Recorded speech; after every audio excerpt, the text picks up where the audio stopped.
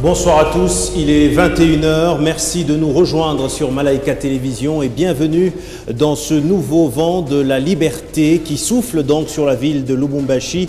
Et merci à vous de nous avoir choisis ce soir pour ce magazine d'enquête et investigation qui ce soir pénètre un sujet qui touche toute une entreprise. Il s'agit notamment du conflit entre les associés de la société Hightech Sandcrasher. Au total, 4 associés, dont 3 de nationalité turque et un congolais.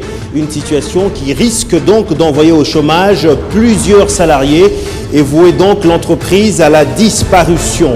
Alors comment comprendre cette situation aujourd'hui que les associés s'opposent mutuellement et la justice a-t-elle sa part de responsabilité? Qui manipule qui? Et au vu des irrégularités et des vices de procédure dans la société, a-t-elle encore raison d'exister? Ce soir, nous allons donc débattre sur ce sujet. Nos enquêteurs ont donc mené l'enquête et sur ce plateau, des analyses seront faites avec bien sûr les 2 parties qui ont choisi de nous rejoindre, mais également avec une partie neutre qui va nous donner sa propre lecture de la loi à ce sujet. Merci de nous avoir rejoints et bienvenue ensemble dans ce magazine d'enquête et investigation. Vous avez donc la possibilité, vous le savez, d'interagir sur ce plateau. Il s'agit notamment d'envoyer par SMS ou soit par WhatsApp ou encore sur les réseaux sociaux votre réaction au 090 000 52 50. Merci donc à vous tous de nous avoir choisis et bienvenue dans le vent de la liberté de ce 31 octobre 2019.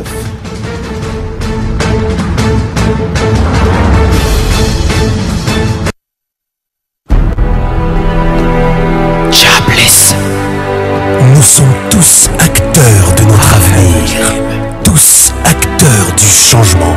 L'avenir, c'est maintenant. Lèvons-nous au nom de la liberté. Le vent de la liberté. Mes parents m'ont abandonné et aussi la société. Tout ça doit changer. Battons-nous pour la justice, battons-nous pour nos droits, battons-nous pour notre bien-être, battons-nous. Le vent de la liberté. Aujourd'hui toute ma famille est dans la rue à cause d'une spoliation. Le vent de la liberté. Moi abusé sexuellement par mon patron, prétend d'être un intouchable.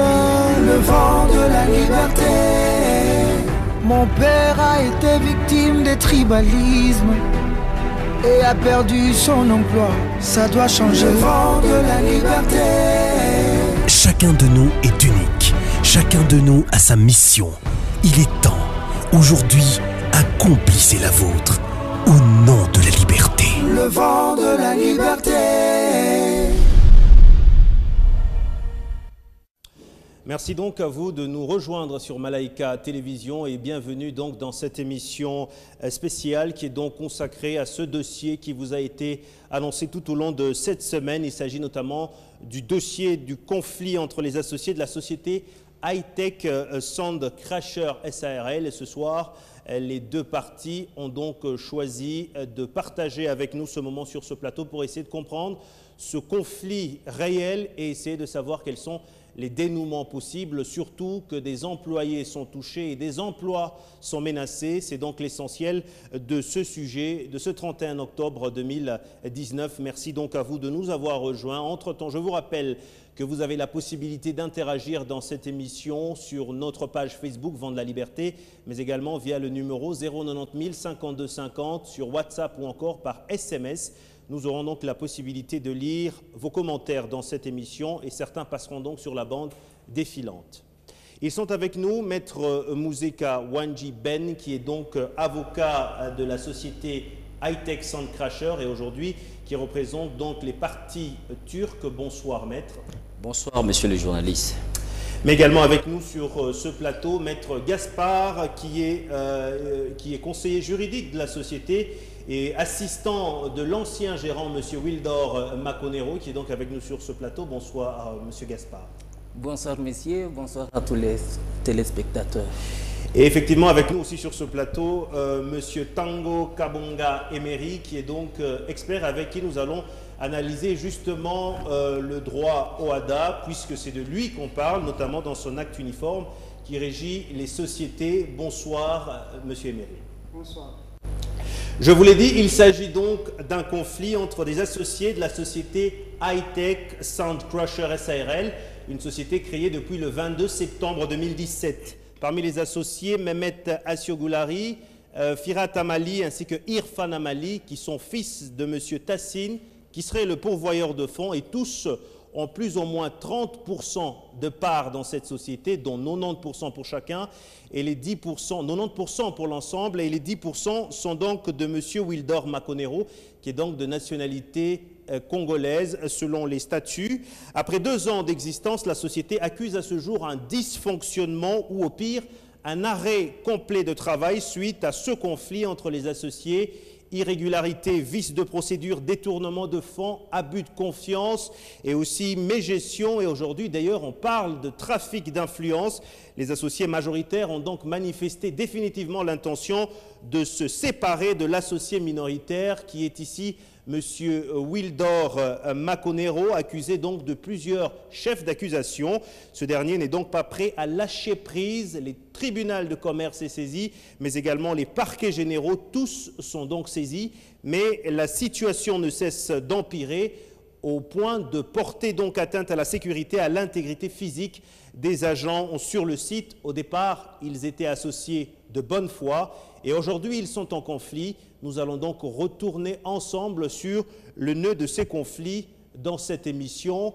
Je vous rappelle que High-Tech est une société à responsabilité limitée avec comme principal objet le concassage des matériaux de construction. Il s'agit notamment de gravier, de moellons, ainsi de suite. Alors, puisqu'ils sont avec moi sur ce plateau, avant d'aller en profondeur de cette émission, je vais donc commencer par vous, Maître Ben. Puisque vous étiez là à la naissance de cette société, je rappelle que vous êtes donc l'avocat de la société High-Tech Sound Crusher. Comment est née la société High-Tech Sound Crusher exactement? En bref. Merci beaucoup de la question.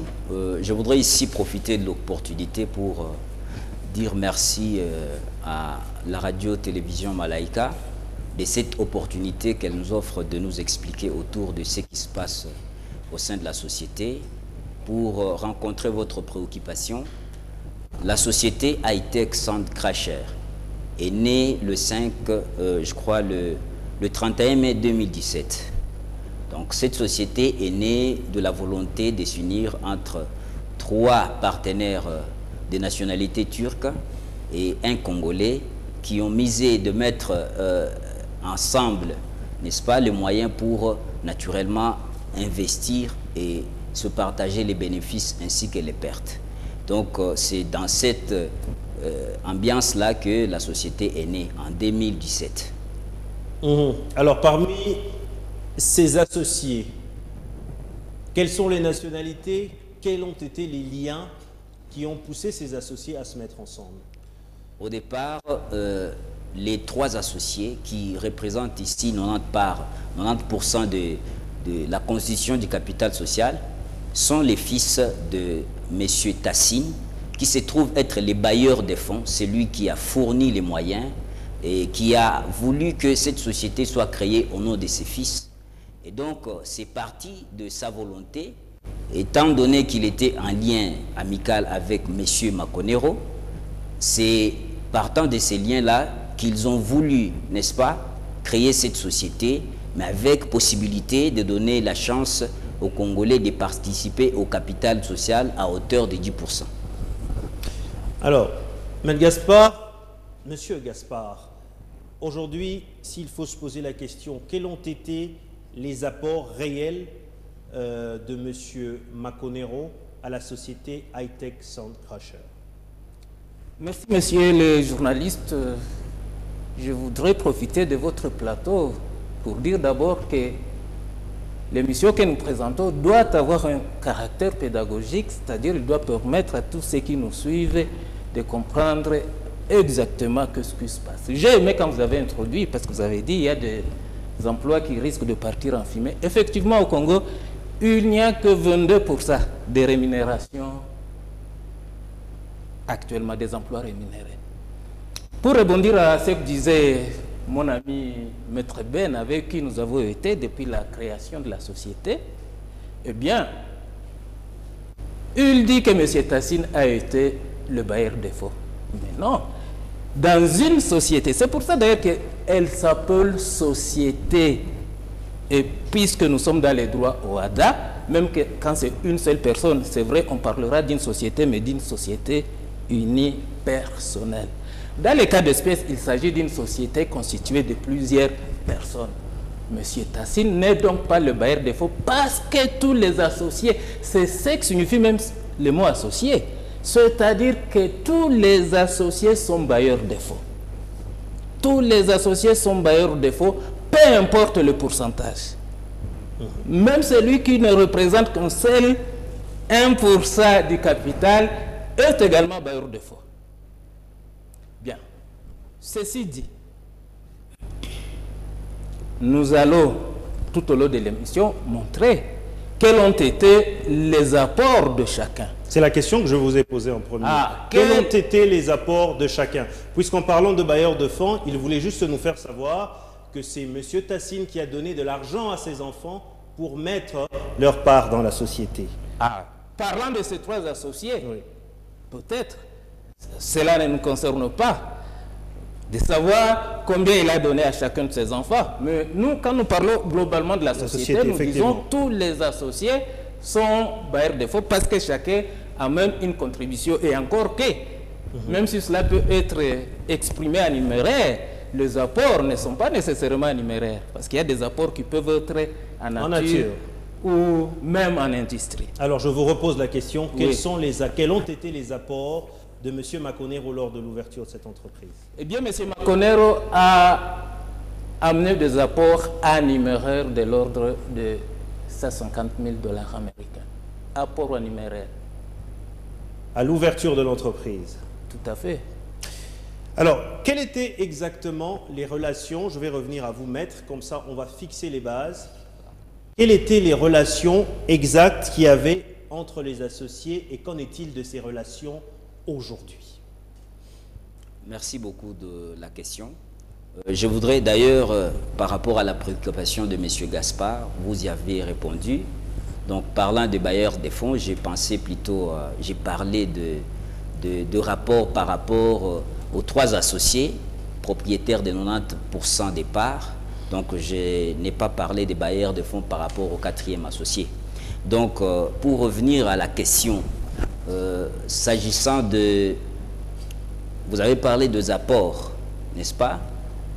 J'ai parlé des relations. De relations plutôt. L'état des relations initiales, voilà. Et aujourd'hui, où en est donc ces relations entre les associés? Au départ, c'était des relations amicales, parce qu'une société, pour être créée, comme on dit, c'est un contrat entre les parties. Tout part de l'intention de s'associer, que nous appelons techniquement affectio societatis, l'intention de s'associer, de mettre les efforts ensemble en vue de chercher de l'argent, en vue de créer de l'argent, d'exercer les négoces. Et donc, au départ, c'était des relations amicales, des relations de fraternité. Malheureusement, tout est parti, n'est-ce pas, à partir du moment où l'associé Maconero prend la supervision, je dois bien mentionner les mots, la supervision, n'est-ce pas, qui lui a été confiée par M. Tassine, qui se trouve être l'autorité morale, si je dois parler politiquement, l'autorité morale de la société high-tech Sandcrasher. Donc, tout est parti de la supervision lui confiée par M. Tassine, qui juridiquement n'est pas associé, et donc il n'a pas le droit, n'est-ce pas, de désigner un gérant.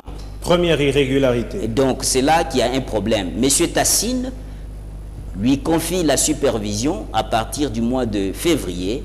Il commence la supervision, que lui appelle malheureusement de manière abusive gérance.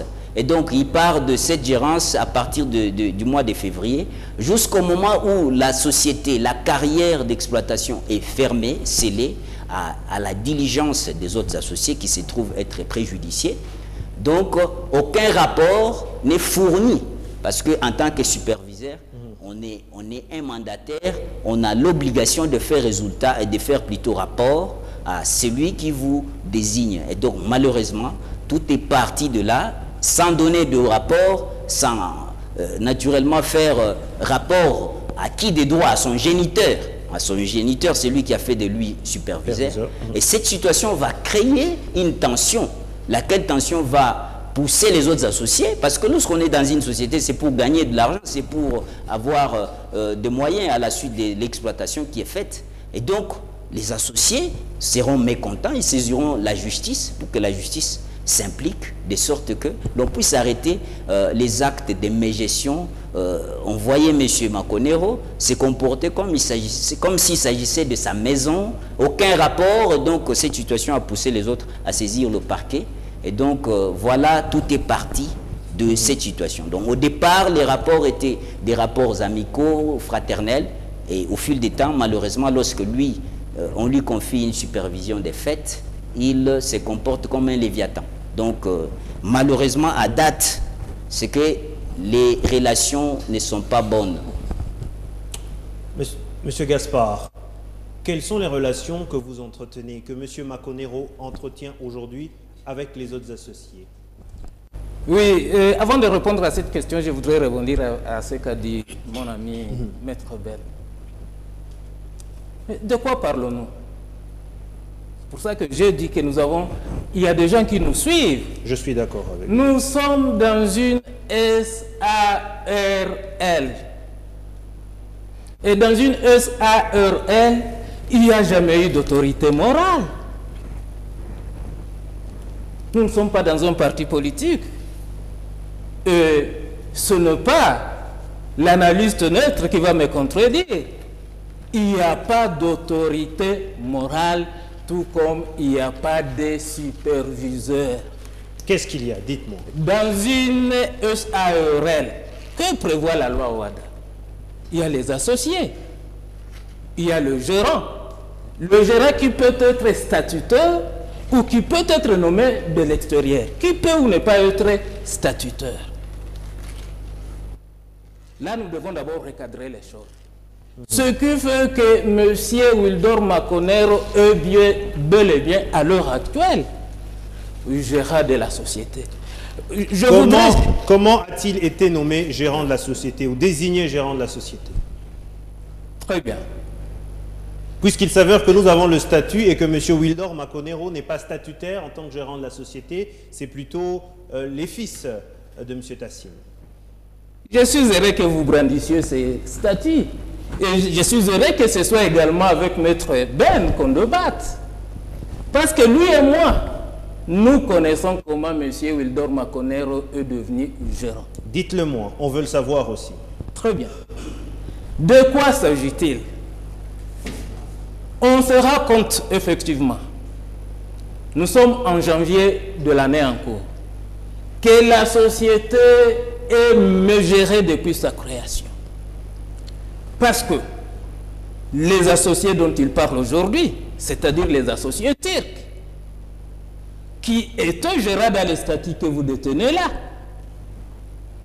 n'ont pas pendant 2 ans produit les états financiers, n'ont pas organisé d'assemblée générale ordinaire, n'ont pas organisé d'assemblée générale extraordinaire. Ils se rendent compte d'eux-mêmes qu'ils n'ont jamais amené les apports en nature qu'ils avaient promis d'amener, ce qui ferait des associés à 90%. Et quand ils se rendent compte de cette irrégularité, ils organisent une assemblée générale extraordinaire. Je vais vous produire les pièces. Lui et moi, on a siégé dans cette assemblée. C'est d'ailleurs lui qui était secrétaire de cette assemblée. Il aura au moins l'honnêteté intellectuelle sur ce plateau de le dire, ne serait-ce que pour des raisons pédagogiques. Que décide la réunion?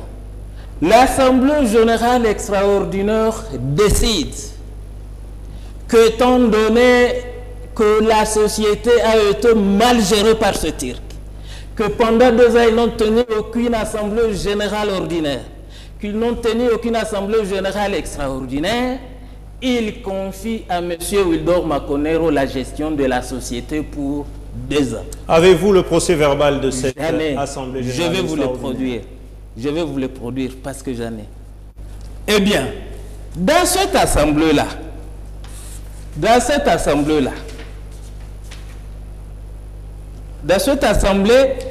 M. Wildor Makonero est donc désigné. Il y avait un seul point, la modification de l'article 15, que vous pouvez consulter sur vos statuts. C'est l'organisation de la gérance. On modifie cet article. On dit que donc M. Wildor Makonero devient gérant. Que prévoit la loi? Lors de la modification d'un des articles dans une assemblée générale, il est prévu que dans un délai imparti par la loi, on aille au greffe du tribunal de commerce pour le faire acter par une inscription complémentaire. Tout cela a été fait. C'est-à-dire que le statut qu'on vous brandit là, l'article 15 n'est plus valable et M. M. Firat Amali, Mehmed Yogu, quelque chose là, ne sont plus gérants statutaires. Alors, vous allez nous produire tout à l'heure ce procès verbal. Le temps pour nous d'abord de revenir sur les faits.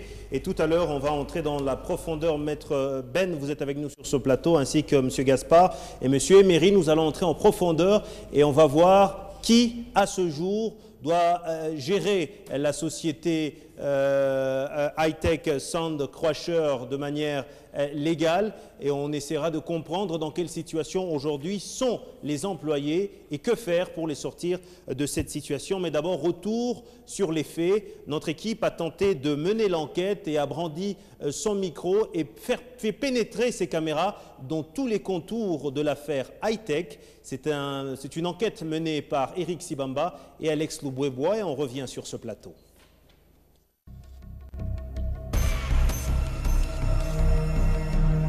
Samedi 26 et lundi 28 octobre 2019, les militaires auraient fait irruption dans l'entreprise High-Tech Sand Crusher SARL. Interpellation des travailleurs, société scellée. Voici les bilans de la présence militaire dans cet espace. Chose étonnante, si tunaanza kuproduire pale, banasema ke mushimamishe mbele, tunashimamisha. Tunakuya hapa tunakuta eko pale na ba policier beko pale, banakata makadena, banakata makalashi, banaingia sous forme ya fraude, comme du vol, s'il faut le dire, parce que abakuingia mouva normal. Qu'en est-il au juste? C'est la question qui nous amène sur les lieux. Nous y arrivons tard dans la soirée du lundi. On y trouve quelques agents à peine libérés. Leo lundi, kuna kwa tena groupe ya ba militaire. Ma 11h, inakuwa kutubeba tena chez bote ba travailleurs. Mishi comprendre, bon, soit abatu comprendre kile tulisema kunani ku ma émission yetu, parce que gouverneur tunamwomba atuangalie ule muntu ule. Kuna tu déranger. Parce que si yetu tunatumikia ni mateso, atutumikie furaha hapana. Leo mimi na retrouver mkasho nisha kuikala, niko na shikia order mubaya. Na dansi mwa ma impayment inakuwa yako. Ba travailleurs bena ma impayment hapa ashabaripa. Anapata na ile care dire ya kwenda kwanza kubatesosha kule. Kuduripia makuta banapiga mfimbo sana kwa soda. Banifinyanga sana. Les problèmes est bien un conflit entre associés. Des sujets turcs et un Congolais sont en discorde depuis plusieurs mois.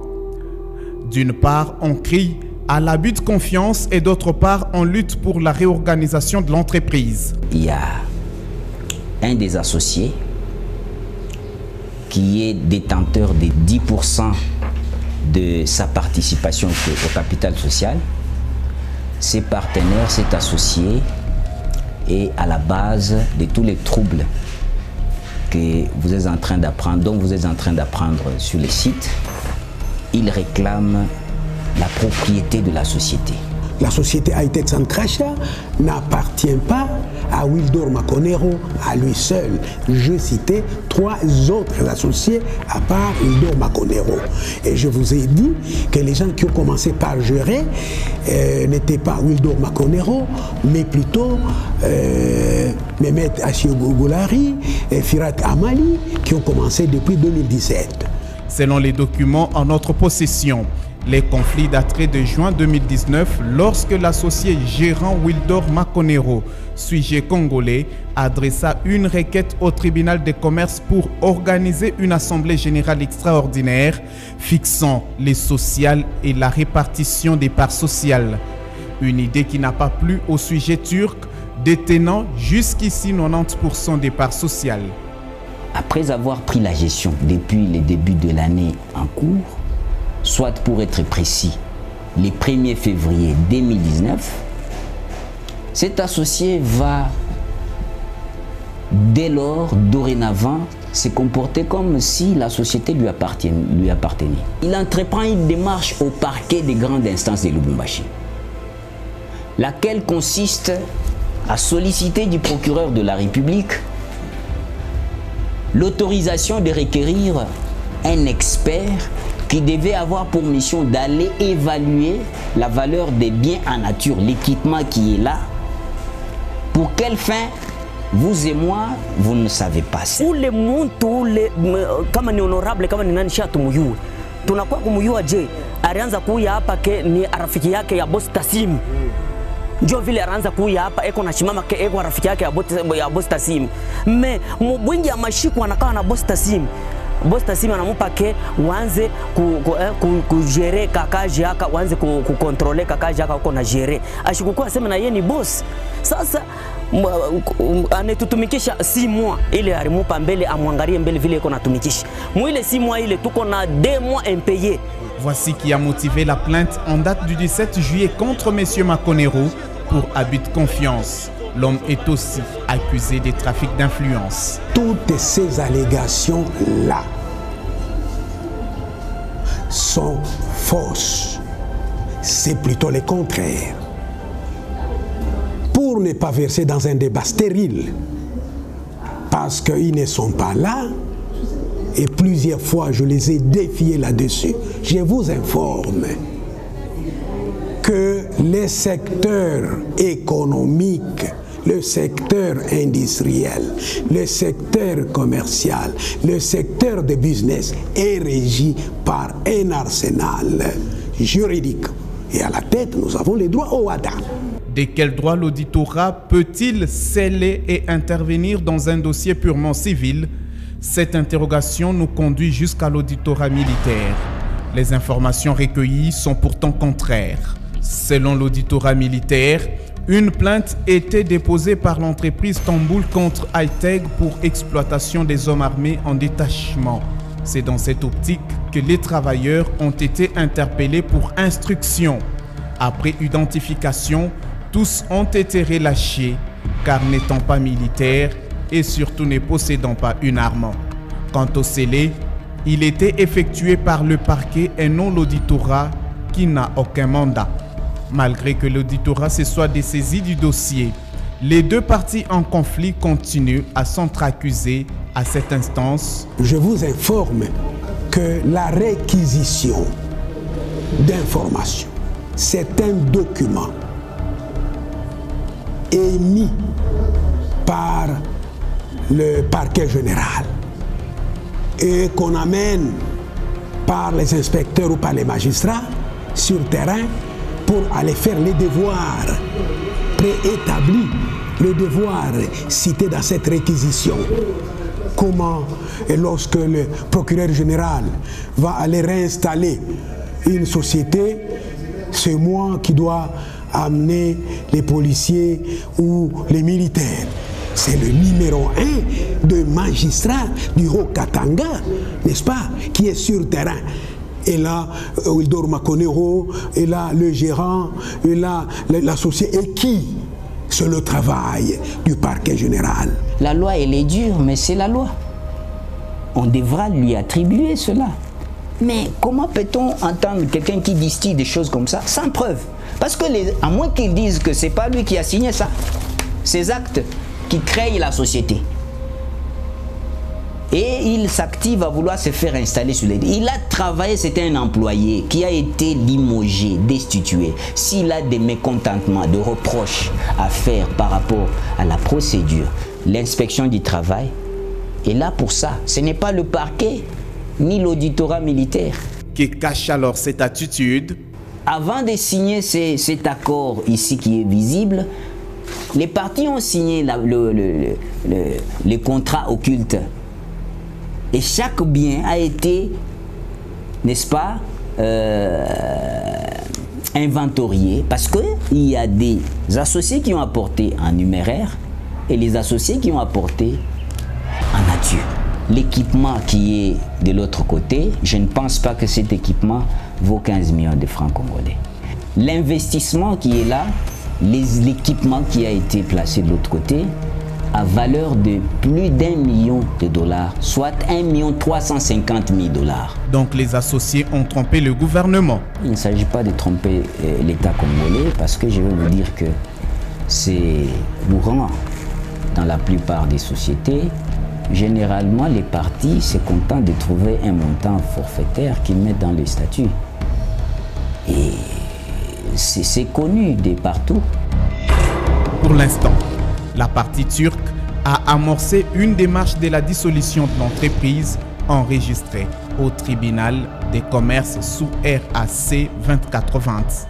Cet affectio societatis qui constitue ici la raison, les fondements même de la création de la société, n'étant pas là, on a demandé aux partis de se mettre autour d'une table de sorte qu'on puisse trouver un compromis afin que chacun reprenne ses parts. Malheureusement, l'associé ici de mauvaise foi a refusé.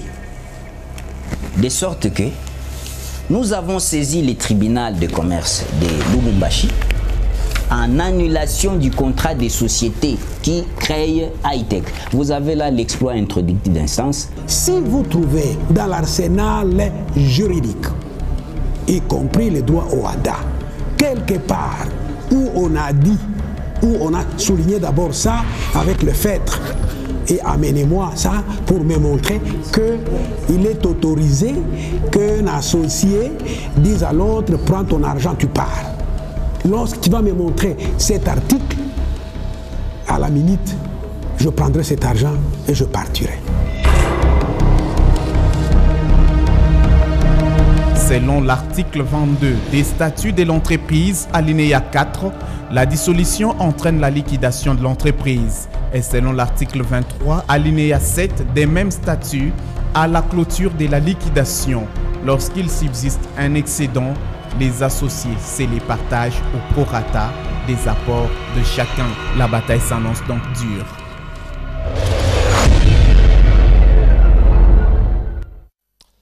C'était là donc cette enquête qui a été menée par nos équipes sur terrain. Il s'agit notamment de Eric Sibamba et Alex Loubouebois qui revenaient donc avec nous sur l'ensemble des éléments qui constituent donc ce conflit qu'il y a entre les associés de la société High-Tech Sound Crasher. Je vais donc revenir sur ce plateau pour qu'on entre dans le vif même de ce conflit. Alors, Maître Ben, je vais commencer par vous. Aujourd'hui, vous représentez les associés majoritaires, c'est-à-dire plus de 90% des parts de la société, qui accusent M. Maconero de mégestion, de détournement de fonds. Et vous parlez même d'un montant précis. Il s'agit de 200 000 $. Qu'en est-il réellement et sur quoi se fondent ces accusations? Merci beaucoup de la question. Je voudrais préciser au départ que je suis plutôt conseil de la société. Je suis avocat conseil de la société High-Tech Sound Crasher. Et donc là, vous avez mon contrat d'abonnement signé dûment avec les gérants de la société, contresigné par M. Maconero comme surveillant de la société. Et que donc, pour revenir maintenant à la question de détournement, oui, effectivement, il est reproché à M. Maconero plusieurs faits. En l'occurrence, ici, les détournements de dividendes, les détournements des loyers, parce que, pour votre gouverne, la société High-Tech Sound Crasher est sous-logée, n'est-ce pas, par la société Salam sur les sites. Les sites appartiennent au groupe Fermil SARL.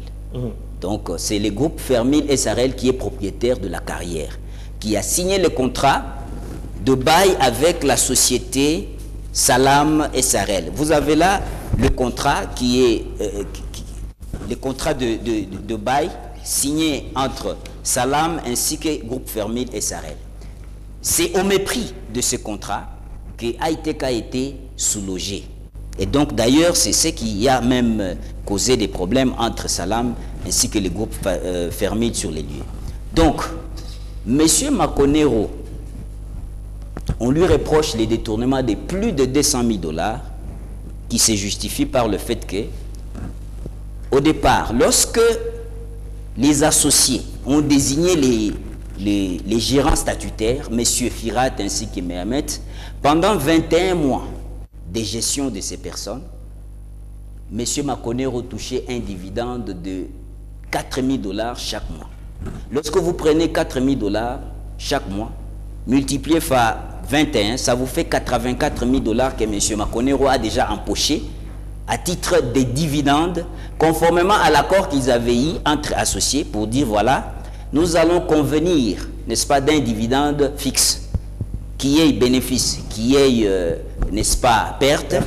Nous, associés, n'est-ce pas, qui gérons, nous gérants, estimons que vous faites trop de problèmes lorsque vous devez venir chaque fois ici, toujours des reproches, et donc nous convenons que vous allez rester chez vous et vous allez bénéficier de 4 000 $ chaque mois. Et donc, les 4 000 $ correspondent à 10 parts, 10% de parts. Alors, lorsque vous prenez 90% des parts, c'est que vous devez prendre 4 000 $ fois 9, ce qui vous fait 36 000 $. Et vous prenez 36 000 $ fois le nombre de mois que M. Makonero a effectué comme superviseur, ça vous fait plus ou moins 200 000 $. Mis de côté cela, vous avez les loyers, parce que la société AITEC payait les loyers auprès de Salam et Salam devait le destiner auprès de Fermil. Donc les loyers, vous avez un loyer de 4 200 chaque mois, multiplié fois 5, ça vous fait plus de 20 000 $. Cet argent n'a pas été payé. Au-delà de ça, il y a aussi les droits sociaux, le salaire des travailleurs. Plus de 2 mois des salaires n'ont pas été payés.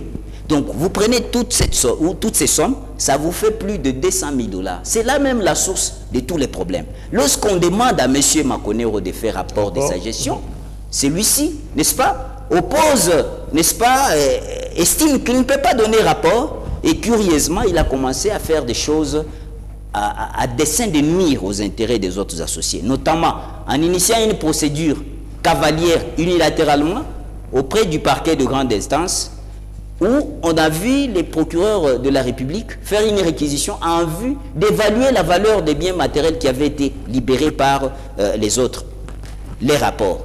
Mais cette démarche a été menée sans, n'est-ce pas, associer les autres associés. Déjà au mois de mars, parce qu'à ce moment-là, il n'y avait pas de problème.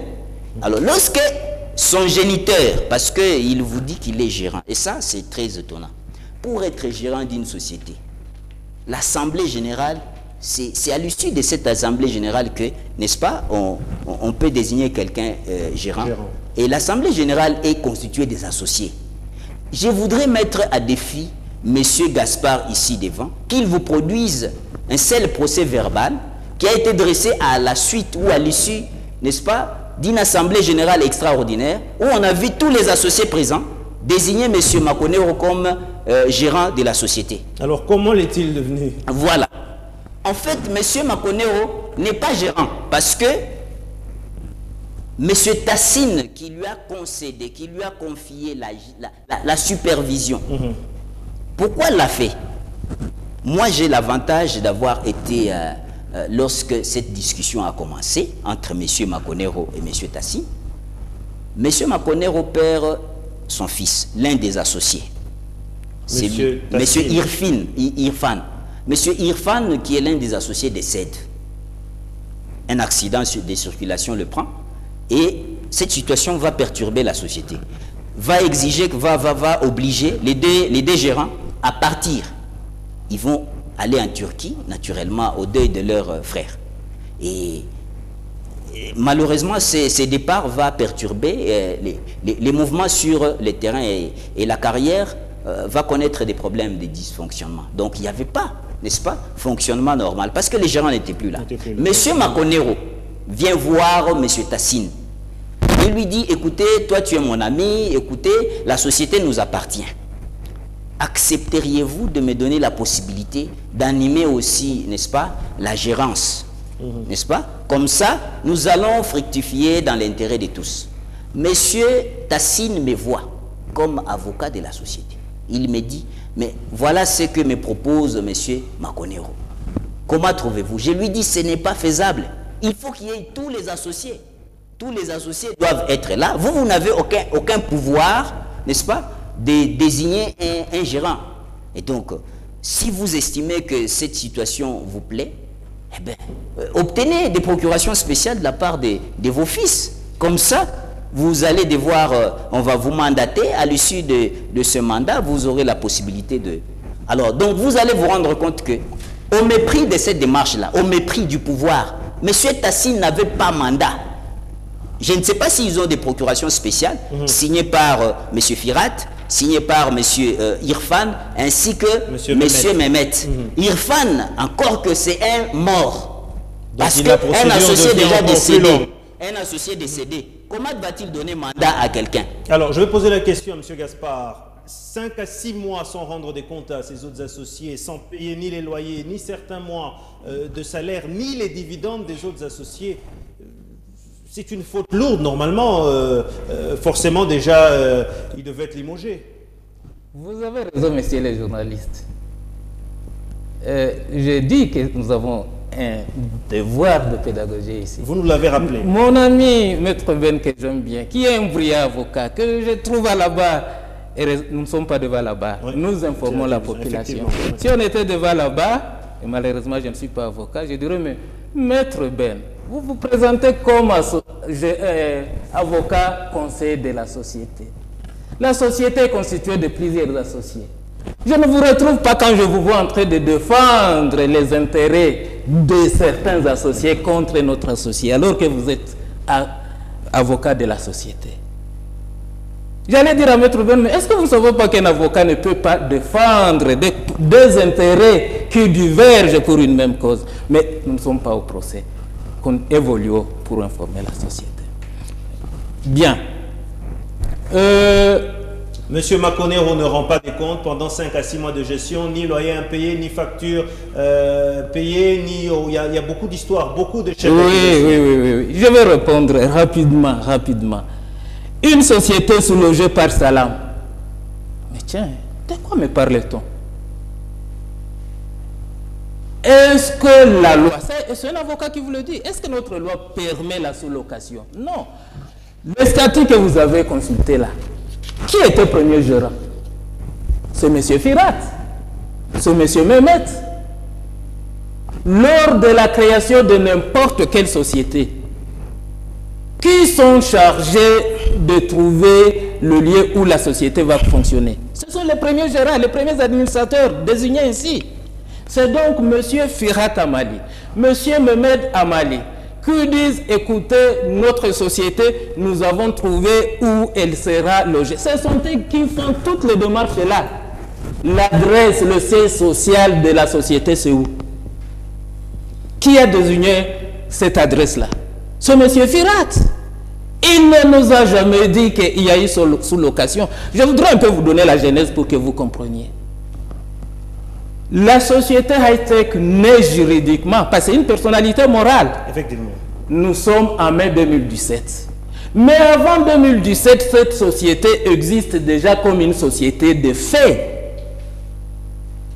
Heureusement, il y a une analyse qui comprend les notions là que j'évoque. Elle évolue comme une société de fait pendant 2 ans. Avant qu'on puisse tout formaliser. Et M. Firat, qui était premier gérant, qui a pris contact avec la carrière fermile, il va, il signe. Nous lui faisons confiance. Nous ne savons même pas qu'il a signé au nom de Salam. Pourquoi nous ne savons pas?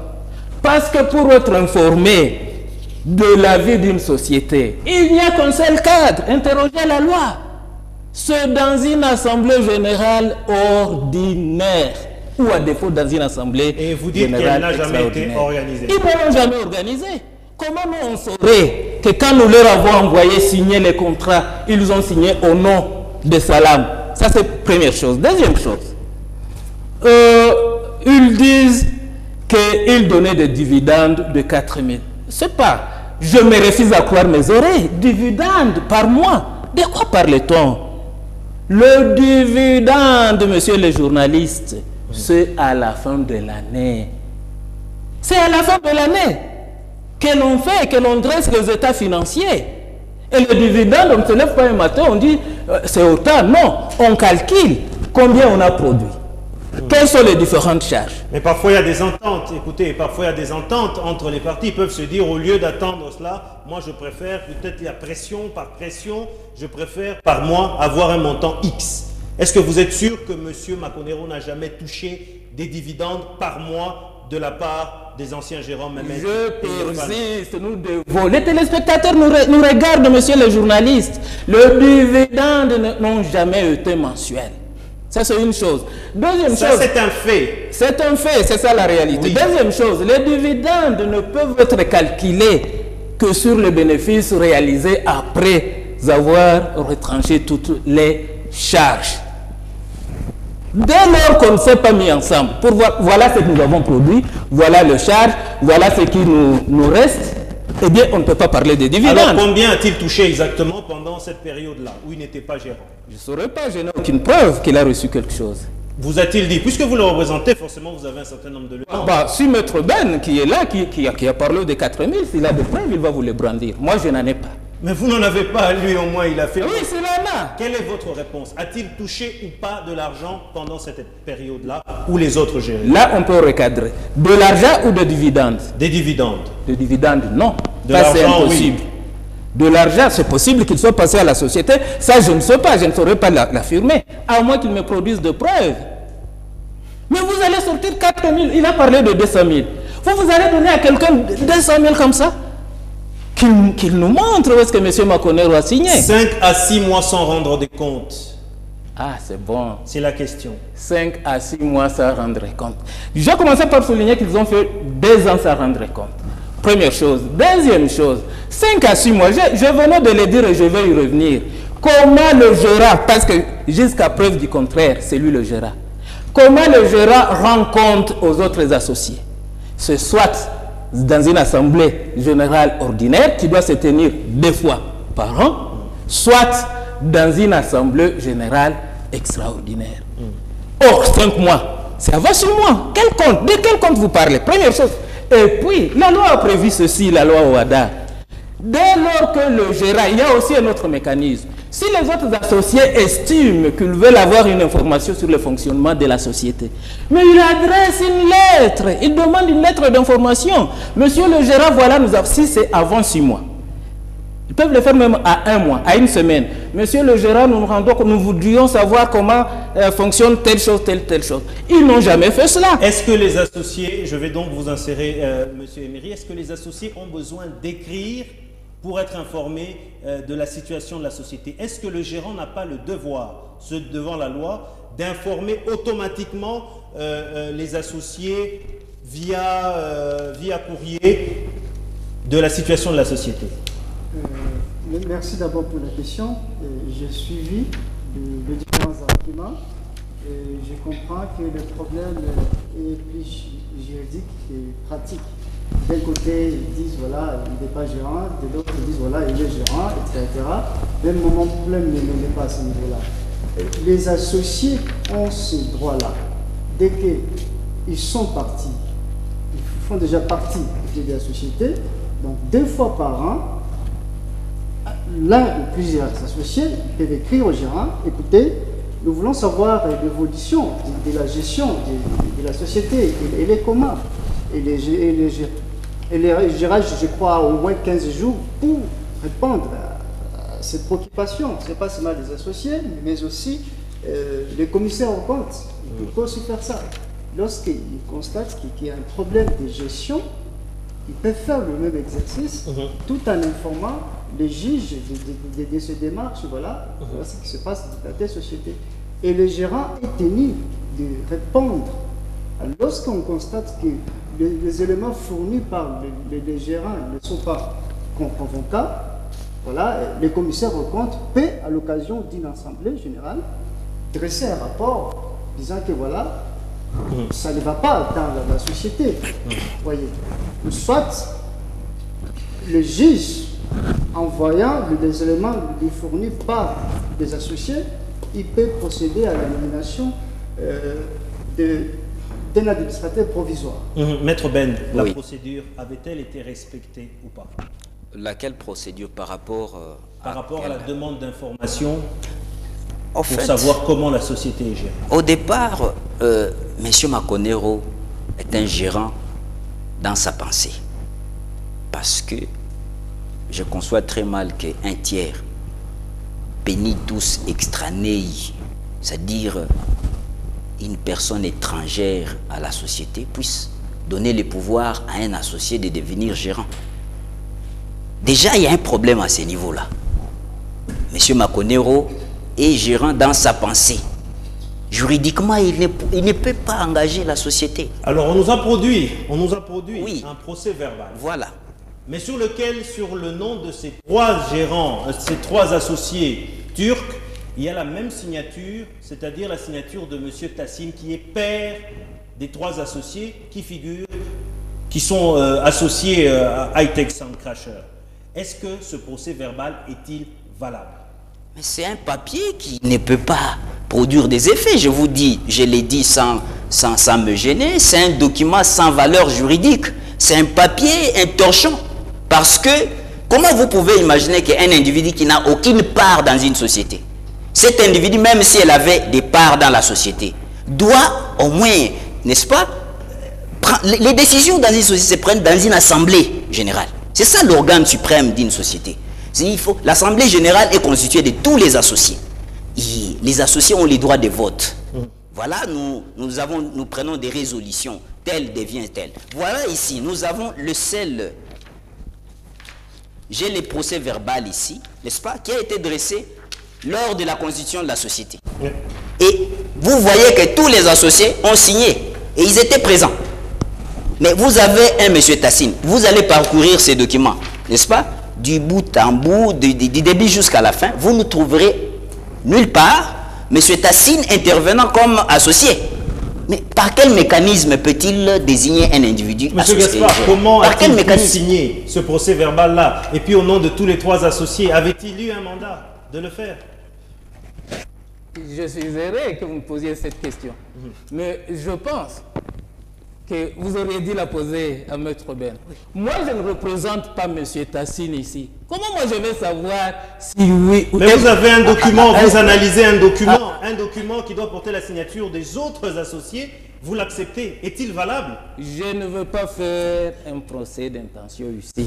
Là, pour la validité de ce statut, parce que Maître Ben vous produit des statuts, nous vous produisons des statuts amendés. Il ne nous appartient pas sur ce plateau de dire que ces statuts sont valables ou pas. Mais ils sont devant le tribunal de commerce. Laissez cela au juge. Le moment venu, il va nous dire quels des statuts sont valables. Mais et là, ça va être grave si M. Tassine s'est permis de signer pour des millions sans avoir mandat. Ah non, je me réserve. Monsieur Tassine, je le connais, c'est un monsieur très respectueux. Je ne pense pas qu'il prenne le risque de signer pour des millions au nom des gens qui ne lui ont pas donné mandat. Pour des millions, vous imaginez ce que ça représente? Il est avocat, il sait ce que ça représente. Signer pour des millions. Mais ça, on va laisser à la justice. Elle nous éclairera là-dessus. Alors, moi j'aimerais revenir quand même sur la bonne foi qui d'abord était à la base de la création de cette société. Quand on regarde les faits, M. Gaspard, apparemment c'est une famille qui a choisi d'approcher un Congolais avec qui on pouvait s'unir de bonne foi pour faire une société.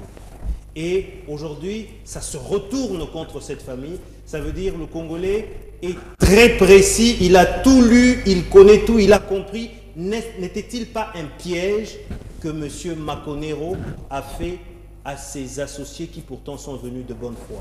Parce que de bonne foi, on peut avoir on peut se dire certaines choses, on peut conclure certaines choses de bonne foi. Mais aujourd'hui, ne retourne-t-il pas la situation contre des gens qui l'ont pourtant approché de bonne foi?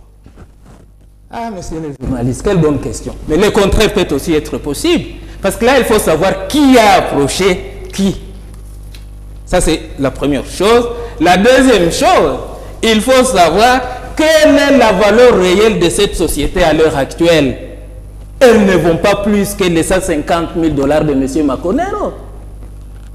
Allez faire une investigation. Et encore que ça ne nous appartient pas de le faire. Il y a eu des experts qui sont descendus. Je vous apprends qu'il n'y a que les 150 000 $ de M. Maconero qui font fonctionner cette société là-bas. Première chose. Deuxième chose, je vais vous dire, mais la bonne foi, il s'agit d'une SARL. Qu'est-ce que nous dit la loi? Une SARL est une société hybride. Hybride pourquoi? Parce qu'elle est à la fois une société de personnes, les associés, mais une société aussi des actions. Dans les cas d'espèce, il s'agit de parts sociales. Le lien qui unit ces personnes, le lien d'amitié, de fraternité, tout ça, oui, les liens là existent. Mais dès lors qu'il y a une part sociale, dès lors que quelqu'un qui a promis d'amener le part social en nature, ils ont promis qu'ils amèneraient des machines, ils ne les ont jamais amenées. Ils ont promis qu'ils amèneraient des véhicules, ils ne les ont jamais amenés.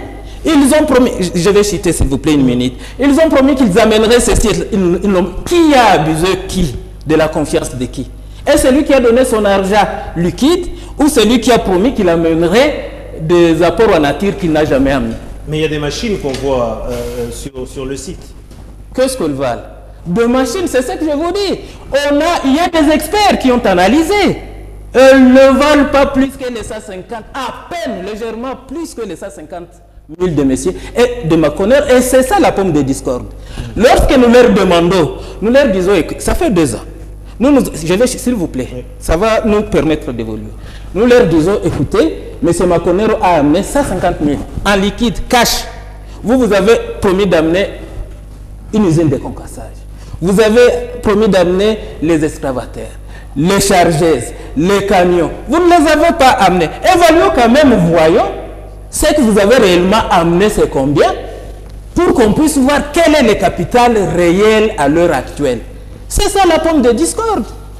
Alors, maître, est-ce que c'est une question que vous évitez aujourd'hui d'évaluer effectivement ce que vaut la société réelle pour répondre à ces préoccupations? Merci beaucoup de la question. Je voudrais ici préciser d'abord que, à moins que l'on nous produise un acte qui démontre que M. Maconero a libéré les 150 000 $, je regarde votre caméra, je n'ai jamais vu ces 150 000 $, personnellement. C'est un arrangement qu'ils ont eu, on ne sait pas, pour accepter que M. Maconero aurait déposé 150 000 $, parce que le capital social lui-même est de 15 millions de francs congolais. Je vois très mal que dans un 15 millions de francs congolais, on puisse trouver quelqu'un qui a libéré 150 000 $. Et M. Maconero a droit à 10 parts, 10%. 10%, c'est 1 500 000 $ francs congolais. Donc, pour revenir maintenant à la question de dire si on évite et tout ça. Ces statuts ont été conçus entre 2 cabinets. Je ne voudrais pas ici citer peut-être les noms de mes aînés avec qui j'ai travaillé dans cette affaire. J'étais du côté de Turc quand nous intervenions. M. Maconero était assisté des avocats d'ailleurs qui sont professionnellement très âgés que nous. Nous avons travaillé et ceci a eu lieu à Caravia où nous avons créé cette société. Et les parties étaient d'accord sur les apports des uns et des autres. Il existe une liste, n'est-ce pas, des biens en nature qui avaient été apportés et la valeur de chaque bien déterminée dans cet acte. Alors, maintenant, on va vous dire qu'il y a des experts qui ont été évalués la valeur des biens et de sorte qu'aujourd'hui, ces biens ne valent même pas 150 000 $. M. Maconero a déjà bénéficié de plus de, je peux dire, plus de 300 000 $ dans cette société pendant cette gestion. Donc, dès le début jusqu'à date, alors qu'il me semble qu'il aurait misé à hauteur de 150 000 $. Alors, vous allez vous mettre à évaluer des biens qui avaient été initialement évalués. Parce que chaque bien est acheté avec sa valeur. Et les parties ont signé. M. Maconero a signé. Peut-être que je n'ai pas eu le soin de vous amener ces documents. C'est un protocole. C'est ce que j'ai appelé contrat occulte qui a indiqué chaque bien. L'équipement qui est sur les sites, M. Makonero n'a pas acheté même une pelle. Une pelle, il n'a pas acheté là-bas. C'est un équipement qui existe. Pour votre information, je vous ai dit ici tout à l'heure, on était en train de tordre l'histoire. Les sites existaient. Qui exploitait là-bas, c'était la société Salam. Je vous ai produit ici les contrats. Les contrats datent depuis 2015, entre le groupe Fermil ainsi que Salam et Sarel. Lorsque Hightech est créé en 2017, quand on veut vous dire, on vous dit, elle a existé d'abord comme une société de fait. Imaginairement ou c'est vraiment dans les faits? Parce que avant 2017, Hightech n'existait pas. N'a jamais existé, sinon elle existait par quel moyen? Et donc vous allez comprendre que on ne sait pas, on vous dit il y a un problème. Les gens disent nous ne savons pas cohabiter parce qu'il y a tellement de soupçons, des problèmes. Écoutez, mettons-nous autour d'une table, voyons, nous estimons qu'au lieu de se quereller, vos 150 000 $ sont là. Voilà, c'est là qu'on va arriver, maître. Est-ce que la loi vous permet de faire partir quelqu'un de la société? C'est là toute la grande question qu'on se pose parce qu'on va chuter. Je vais vous donner quelques minutes pour me répondre. Est-ce que la loi vous permet-elle de dire à quelqu'un vos 150 000 sont là, prenez et partez? Merci beaucoup de la question. Elle est tellement pertinente que je vais devoir répondre ici. Et j'espère qu'on va bien nous suivre. Les contrats de société. Je vous ai dit la société est un contrat. En tant que tel, il n'y a pas que le droit au OHADA qui régule les contrats de société.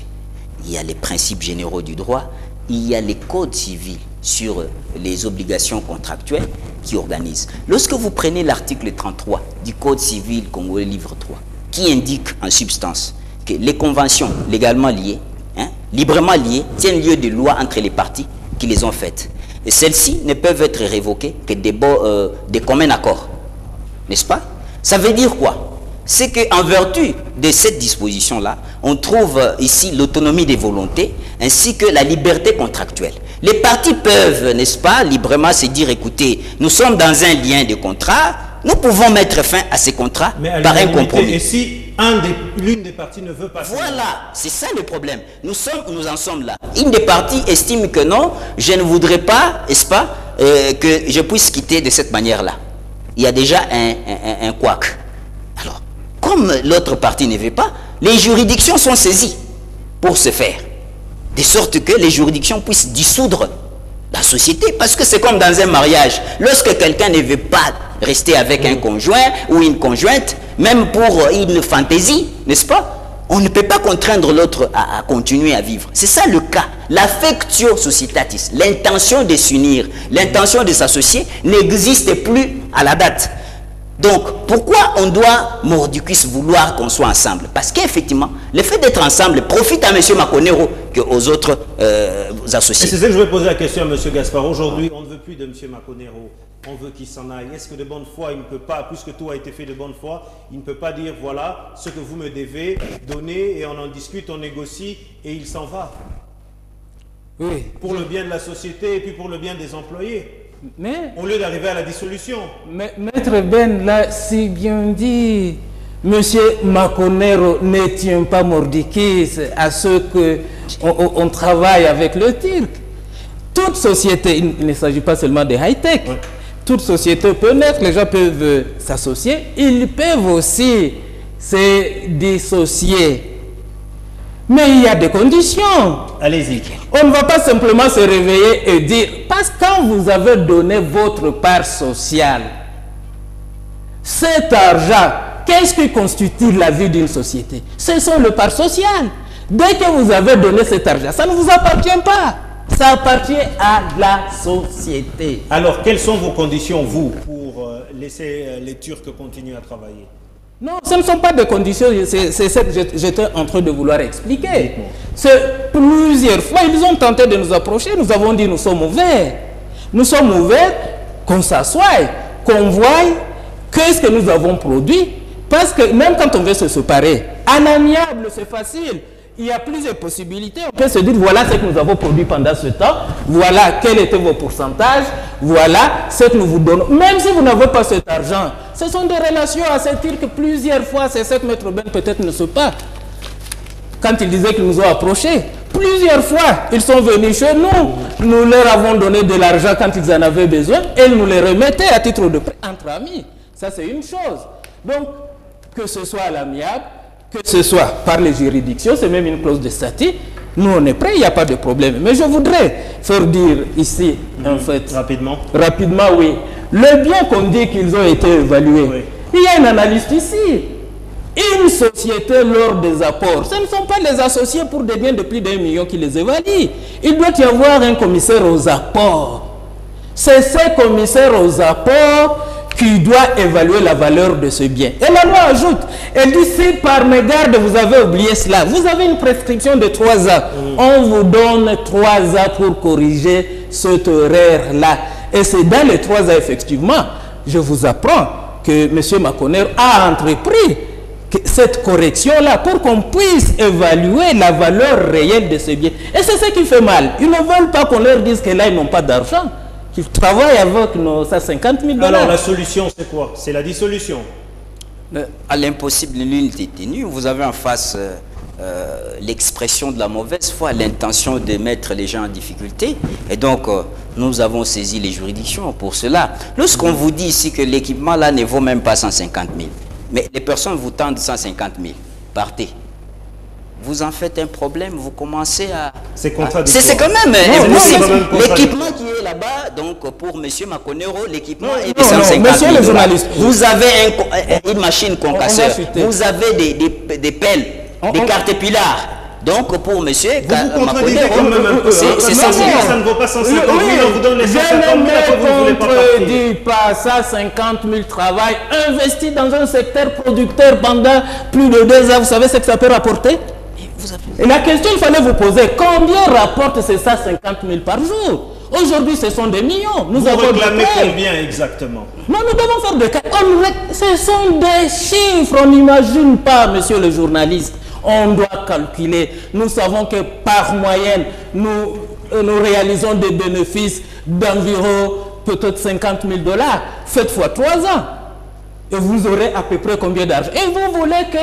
S'ils viennent par bonne foi, ils disent, écoutez, nous avons mal géré, pendant 2 ans, on n'a pas présenté les états financiers, nous ne savons plus produire, nous sommes quand même des amis, voilà, nous n'avons pas grand-chose, nous avons cessé. Ceci, combien? Vous vous attendez à combien? Il faut d'abord qu'on voie, ça produit combien les 150 000 pendant 2 ans. Vous dites ici que c'est peut-être impossible, il n'y a pas eu des états financiers, donc... Mais qu'ils nous le disent, qu'ils nous le disent. Il n'y a pas de problème, on ne va pas anticiper. Nous supposons qu'ils peuvent se ressaisir et venir vers nous et nous dire voilà le problème que nous avons. Nous n'allons pas anticiper. Alors c'était votre conclusion. J'aimerais qu'on finisse avec vous. Monsieur Emery, aujourd'hui, le sort de ces salariés est joué aussi. Est-ce que la meilleure solution ce serait à l'amiable ou ce serait carrément de dissoudre la société, à votre avis? J'ai suivi les arguments des parties. C'est qu'elles sont dans une situation où elles ne peuvent plus continuer ensemble. Il y a une crise et donc la seule solution de pouvoir se séparer, et si par voie d'arbitrage ça ne marche pas, donc on pourrait procéder par l'application de l'article 200 de la téléphone, c'est-à-dire à la demande de l'un des associés. C'est déjà fait. On peut faire ce qu'on... C'est déjà fait, c'est-à-dire la dissolution anticipée. Je se dis non, nous sommes dans une situation... Et à ce moment-là, on revient, il faut évaluer les biens de l'entreprise. Oui, voilà, et puis on va dissoudre la société. On doit d'abord évaluer par rapport à ce que vous aviez promis comme apport. Voilà, quel est l'état actuel? Quel est l'état actuel de la situation? Et ça va arranger toutes les 2 parties. Parce qu'en suivant, en entrant en profondeur dans les arguments, il y a un conflit d'intérêts. Chacun s'est dit, voilà, et voilà ce que j'ai fait, vous n'avez pas fait ceci ou cela. Et donc la meilleure solution, c'est de pouvoir procéder à la dissolution, même si on peut approcher les 2 parties à la négociation. Je ne pense pas, sauf hypocrisie de leur part, qu'à ce niveau, à ce stade, on peut encore je ne négocier. vois pas, ils sont déjà dans une crise, une situation où même... Des positions très extrêmes, hein, voilà, des deux côtés. Donc la seule solution, c'est l'application de l'article 200. Merci donc à vous, Monsieur Emery, merci à vous, Monsieur Gaspard, et merci à vous, Maître Mouzeka Wanji Ben, d'être passé sur ce plateau. Je rappelle que nous étions en train de pénétrer en profondeur dans le conflit qui a aujourd'hui entre les associés de la société Hightech Sand Crusher. Le cri des employés a donc été entendu et nous avons choisi de faire venir les parties qui sont actuellement en difficulté de trouver un terrain d'entente et ainsi qui mettent donc en souffrance le reste des salariés qui sont actuellement en pause de travail, qui sont actuellement en congé technique, on peut appeler ça comme ça. Et donc le souci, ce serait que cette situation se décante très rapidement, soit une dissolution anticipée, comme on le dit, soit une négociation autour d'une table, mais nous le constatons que ce serait difficile à ce stade donc de ce conflit. Nous souhaitons donc que le tribunal de commerce qui est compétent en la matière, qui a d'ailleurs été stipulé dans le statut, puisse trouver une solution très rapide afin que les employés qui ont crié au secours puissent être remis sur le lieu du travail. Merci à vous d'avoir suivi cette émission, merci à vous d'avoir réagi notamment sur les réseaux sociaux et les réactions ont été diffusées sur notre bande défilante. On se retrouve la semaine prochaine pour un tout nouveau numéro et nous aurons le soin de vous faire l'évolution de la situation et du conflit justement qui existe entre les associés de la société Hightech Sand Crusher. À la semaine prochaine, au revoir.